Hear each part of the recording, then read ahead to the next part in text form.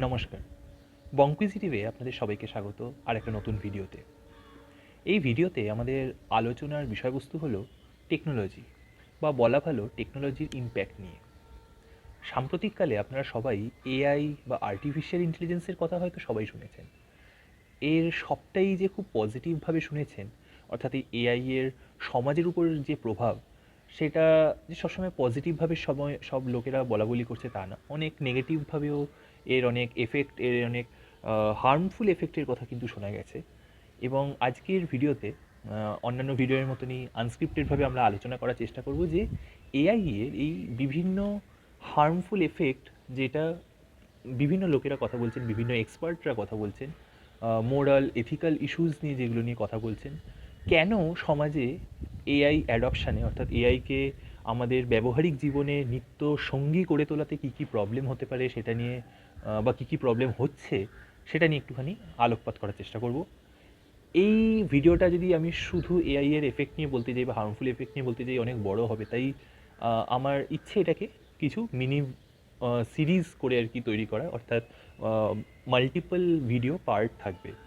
প্রথম পার্টে আমি একটুখানি শুরু করতে চাই যে এআই বস্তুটি কী, যারা অনেকেই হয়তো জানেন, আবার অনেকের জন্য এআই হয়তো শুধুই জাস্ট শোনা একটা টার্ম। আর্টিফিশিয়াল ইন্টেলিজেন্স কথাটা শুনেছেন, এটা শুনেছেন যে হ্যাঁ আজকাল চাকরির বাজার খুব ভালো, বা শুনেছেন যে অনেকে স্যালারি খুব বিশাল বিশাল পাচ্ছে, এই এই রিলেটেড শুনেছেন, কিন্তু জিনিসটা কি, খায় না মাথায় দেয়, সেটা নিয়ে হয়তো অতটা আইডিয়া নেই, বা এর ফলে কি প্রভাব পড়তে চলেছে সেটা নিয়েও খুব একটা আইডিয়া নেই।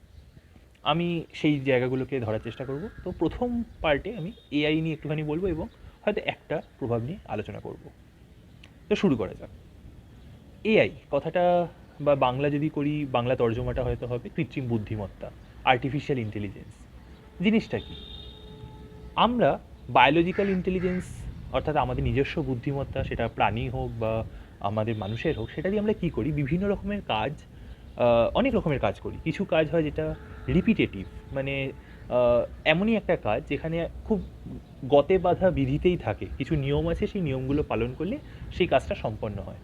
আমাদের ভাবতে লাগে না, এই চিন্তা ভাবনা করাটা, এটা কিন্তু একটা আমাদের হিউম্যান ব্রেনের একটা অত্যন্ত গুরুত্বপূর্ণ অংশ, যেটা আমাদেরকে মানুষ বানায়। আমরা বলি না যে মানুষ, আমরা অন্যান্য প্রাণীদের থেকে অনেক বেশি উন্নত। সেই উন্নত ব্যাপারটা কিন্তু আমরা প্রথম থেকেই ভেবেছি এই আমাদের মস্তিষ্কের গুণের কারণেই এবং আমাদের ইন্টেলিজেন্সের কারণে। এবং আরও যদি ডিপ ডাউন করতে চাই, আরও ব্যাপারটাতে যদি ফোকাস করতে চাই, তাহলে হচ্ছে যে আমরা চিন্তা ভাবনা করে কোনো একটা প্রবলেমের সমাধান বের করতে পারি, সেটার পেছনে কিন্তু এই যে ইন্টেলিজেন্সের অনেক অবদান। তো প্রবলেমের সমাধান থেকে আর্টিফিশিয়াল করারই কী ছিল, বা চিন্তাভাবনার কী ব্যাপার? না দেখুন, আমরা প্রবলেম সলভ কখন করতে যাই, আমরা যে বলি না বিভিন্ন কাজ যখন করতে যাই, প্রবলেমগুলো আসে, অনেক রকমের প্রবলেম আসে। কিছু প্রবলেম হচ্ছে যেখানে খুব সিম্পল কিছু ডিসিশান নিতে হয় আমাদেরকে, আমাদের ব্রেনকে নিতে হয়, যেখানে কিছু ইনফরমেশান ব্রেনের কাছে আসে, ব্রেন সেই ইনফরমেশানগুলো থেকে কিছু ডিসিশান নেয়। ধরুন আপনি রাস্তা দিয়ে হাঁটবেন, ইভেন আপনার পা কীভাবে চলবে, হাত কীভাবে চলবে, কীভাবে একটার পর স্টেপের পর একটা স্টেপ ফেলতে হবে, রাস্তা উঁচু নিচু থাকলে তখন কীভাবে চলতে হবে, এই এই জিনিসগুলো প্রত্যেকটা সেকেন্ডে, প্রত্যেকটা মুহূর্তে কিন্তু আপনার ব্রেন ডিসিশান নিচ্ছে বেসড অন যে ইনপুটগুলো আসছে। ইনপুট কি না, সামনের রাস্তাটা আপনি দেখতে পাচ্ছেন, চোখ দিয়ে দেখতে পাচ্ছেন, তো একটা ভিজুয়াল ইনপুট আছে। শুনতে পাচ্ছেন, অনেক সময় টাচ করতে পারছেন, একটা প্রেশার ফিল করতে পারছেন। তো এরকম বিভিন্ন ধরনের অনুভূতিগুলো যে আমাদেরকে যে তথ্য পাঠাচ্ছে আমাদের ব্রেনে, তার উপর ভিত্তি করে আমাদের ব্রেন ডিসিশান নিচ্ছে। তো যেটা বললাম, এই ডিসিশান নেওয়ার ক্ষমতাকে যদি আমি বুদ্ধিমত্তার কথা বলি, এবং ইউজুয়ালি আমরা বায়োলজিতে যেভাবে বুদ্ধিমত্তার পরিচয় দেখে থাকি, সেটা আমাদের ক্ষেত্রে হোক বা প্রাণীদের ক্ষেত্রে হোক, সেটাকে যদি আমি ন্যাচারাল ইন্টেলিজেন্স বলে থাকি, সেক্ষেত্রে আর্টিফিশিয়াল ইন্টেলিজেন্স হলো সেম টাইপের একটা সিস্টেমকে তৈরি করা, একটা একেবারে যা যা আমরা আমাদের ইন্টেলিজেন্স যেভাবে যেভাবে চলে, এই ডিসিশান মেকিংয়ের যে প্রসেসটা, এই থিঙ্কিংয়ের প্রসেসটা, এইটা যদি কোনো কৃত্রিমভাবে তৈরি করা যায়। আমরা কৃত্রিমভাবে কী করে তৈরি করতে পারি না, আমরা সিলিকন চিপে আমরা তৈরি করি। কীভাবে তৈরি করি সেটার আমি ডিটেলসে যাচ্ছি না, অনেক বড় হয়ে যাবে। বাট মোটের ওপর তার মানে দাঁড়াচ্ছে কি না, আমরা কৃত্রিমভাবে আমাদের মানব জাতি যখন, সেটা বিভিন্ন রকমের সেমিকন্ডাক্টর চিপ, অ্যাগেন বাট এটা বুঝুন যে আমরা অনেক ধরনের আইসি, ইন্টিগ্রেটেড চিপস ব্যবহার করি বা যাই কিছু যন্ত্রাংশ, বিভিন্ন যন্ত্রাংশের মাধ্যমে আমরা একটা সিস্টেম যখন তৈরি করতে পারি, যেই সিস্টেমটা নিজে থেকে চিন্তাভাবনা করার সক্ষমতা রাখে, নিজের থেকে ডিসিশন মেকিং করার পাওয়ার থাকে তার, সেটাই তাহলে আর্টিফিশিয়াল ইন্টেলিজেন্স। এবার এইটা বললে আপনারা ভাববেন ধুৎ এরকম হয় নাকি, আমরা মানুষেরা যা যা করতে পারি, যা যা ডিসিশন নিতে পারি, সব কি একটা আর্টিফিশিয়াল ইন্টেলিজেন্স সিস্টেম সে কি নিতে পারবে? উত্তরটা একটু বলাটা কঠিন, থিওরিটিক্যালি কিন্তু পারবে। আর্টিফিশিয়াল ইন্টেলিজেন্সের যদি আমি শুধু থিওরির কথা বলি, তাহলে মানুষ যা করতে পারে, গিভেন এনাফ ডেটা, অর্থাৎ ইনপুটে যে ডেটাটা দেওয়া হচ্ছে সেই ডেটা, এবং এনাফ কম্পিউটিং পাওয়ার, আমাদের ব্রেন তো এই যেগুলোকে প্রসেস করছে সেই প্রসেসে একটা এনার্জি ক্ষয় হচ্ছে, আমাদের ক্ষেত্রে সেটা খুবই কম, এবং এটা একটা বড় মিস্ট্রি যে ব্রেন এত কম খরচায়, এটাও একটা এক ধরনের খরচা, এনার্জি শক্তি যেটা খরচা করছে ব্রেন, এত কম খরচায় যে প্রসেসটা করছে।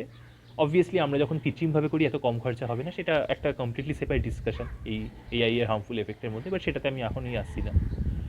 তো এই যেই যদি এনাফ ডেটা দেওয়া হয় এবং এনাফ কম্পিউটিং পাওয়ার দেওয়া হয়, প্রসেস করার ক্ষমতাটাকেই আমি কম্পিউটিং পাওয়ার বলছি, তো এনাফ প্রসেসিং পাওয়ারও বলা চলে, প্রসেসিং পাওয়ার দেওয়া হয়, থিওরিটিক্যালি কিন্তু আমাদের বায়োলজিক্যাল বুদ্ধি মত্তা দিয়ে আমরা যা যা ডিসিশন করতে পারি সবই এআই দিয়ে সম্ভব। তার কিছুটা ঝলক হয়তো আপনারা এখনকার দিনে দেখে থাকবেন। তো এইটাই হলো সাদামাটাভাবে এআই, যে যন্ত্রাংশ অর্থাৎ মেশিন, প্রথমত এটা বুঝতে হবে, সেখান থেকে এই আর্টিফিশিয়াল কম্পোনেন্টটা আসছে, এবং দ্বিতীয় হচ্ছে ইন্টেলিজেন্স, কারণ ডিসিশন মেকিং একটা ক্যাপাবিলিটি আছে, অর্থাৎ শুধু বলে দিলে তখন পারছে এরকম নয়, নিজে থেকেও একটা ডিসিশন মেক করতে পারছে। কারণ বলে দিলে আমরা হয়তো ইনস্ট্রাকশন ফলো করাকে কিন্তু আমরা ইন্টেলিজেন্স বলি না। আমাদের মানুষের মধ্যে অনেক ক্ষেত্রে থাকে যে আমাদের কেউ কেউ হয় খুব সুন্দর, তারা ইনস্ট্রাকশন ফলো করতে পারে, কোনো তাকে যদি কোনো আদেশ দেওয়া হয় খুবই সহজে সে সেটা পালন করতে পারে, কিন্তু শুধু সে যদি নিজে চিন্তাভাবনা না করতে পারে তাদেরকে কিন্তু আমরা ইন্টেলিজেন্ট বলি না। অ্যাগেন সামাজিক ব্যাপার স্যাপার বাদ দিলে ইন্টেলিজেন্স মোটামুটি আমরা এই প্রবলেম সলভিং স্কিল বা এই ডিসিশন মেকিং স্কিলকেই বলে থাকি, এবং সেটাই হলো গিয়ে এআই।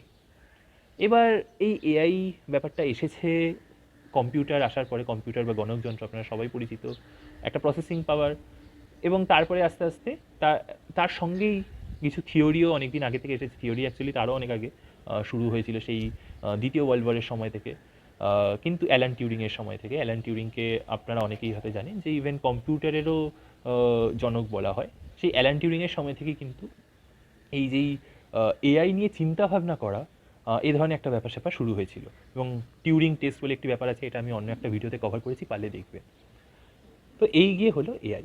এরপরে এর অনেক ভালো দিক আছে, খারাপ দিক আছে, চাকরির ব্যাপার স্যাপার আছে, বহু দিকে আলোচনাটাকে নিয়ে যাওয়া যায়। আমি চেষ্টা করব আমার আলোচনাটা মূলত রাখতে যে এআই এর খারাপ দিকগুলো কী কী, বা তার থেকেও বড় কথা যে সবচেয়ে বেশি কোন খারাপ দিকগুলো নিয়ে কথা হচ্ছে।